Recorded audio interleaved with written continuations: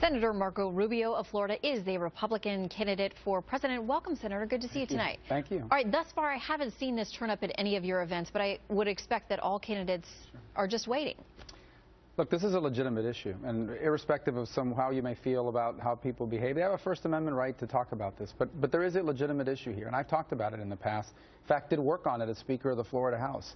It is a fact that in the African American community around this country, there has been for a number of years now a growing resentment towards the way law enforcement and the criminal justice system interacts with the community. It is particularly endemic among young African American males that in some communities in this country have a much higher chance of interacting with criminal justice than higher education. We do need to face this. It is a serious problem in this country. There are a lot of different reasons for it. Not all of them have governmental answers, but it is something we need to confront because you have a significant percentage of our population that feels that they are locked out of the promise of this country, and the result is the anxiety and the frustration that you're now seeing expressed. Look, I personally know people who are professionals, who are African-American males. I have one friend in particular who's been stopped in the last 18 months, 8 to 9 different times. Never got a ticket for being stopped, just stopped. If that happened to me after 8 or 9 times, you know, I'd be wondering what's going on here. I'd be upset about it. So would anybody else. I've seen it, not just in that instance, but even growing up. It has to be confronted, but it may not necessarily have a federal bill that we can pass that can fix all this. This is a problem our nation has to confront because it is real. But do you understand, I don't have a full understanding of what these particular protesters want other than capturing the spotlight. Yeah. I'm not sure. Well, I don't think they have a detailed policy plan they want us to carry out. And as I said, some of it doesn't have governmental solutions. Look, if you're arrested, if you're a 19-year-old young minority male, African-American or Hispanic, you're arrested, you're probably going to get, if you're don't have any money, you're going to get public defenders, and they're going to push you towards a plea deal because they're handling 1,000 cases. You now have a record, which means you are now stigmatized in the eyes of employers, in the eyes of your future, etc.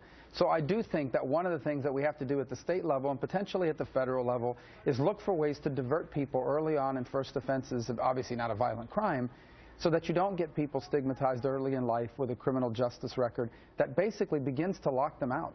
And once you incarcerate someone, their chances of repeating offenses in the future begin to climb because you're now basically housing them with criminals that they're learning the tools of the trade, etc. We do need to address it, and it is particularly troubling among young African-American males. So I think there's a lot of different factors, and I've done some work on it. You know, here in New York, the Harlem's Children's Zone, for example, has an incredible record in a geographic area of improving outcomes. That is one aspect of a much broader set of things we need to do.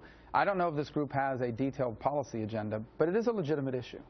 Okay, let's pivot to foreign policy. That's what you're going to be talking about here in New York tomorrow. I know that you're going to hit on Iran and Cuba, two very controversial hotspots right now. Yeah, and for me, they're controversial because of how this administration has handled it. You have two tyrannies, one in Iran, one in Cuba, both receiving significant concessions from this president, the most powerful and important country in the world, in exchange, in the case of Iran, for insufficient promises, basically an agreement that guarantees they will possess a nuclear weapon in the next 10 years, and the ability to strike the very city we're in tonight, New York City or the continental United States.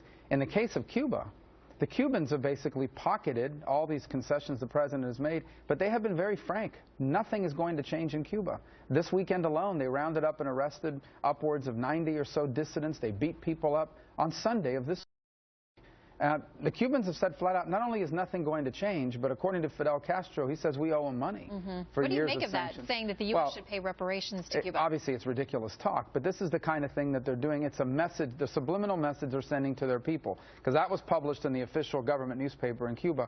That wasn't a message to Americans. That was a message to the Cubans. And the message is, I know you're going to have an American flag at this new embassy. I know you're going to see more American travelers coming here.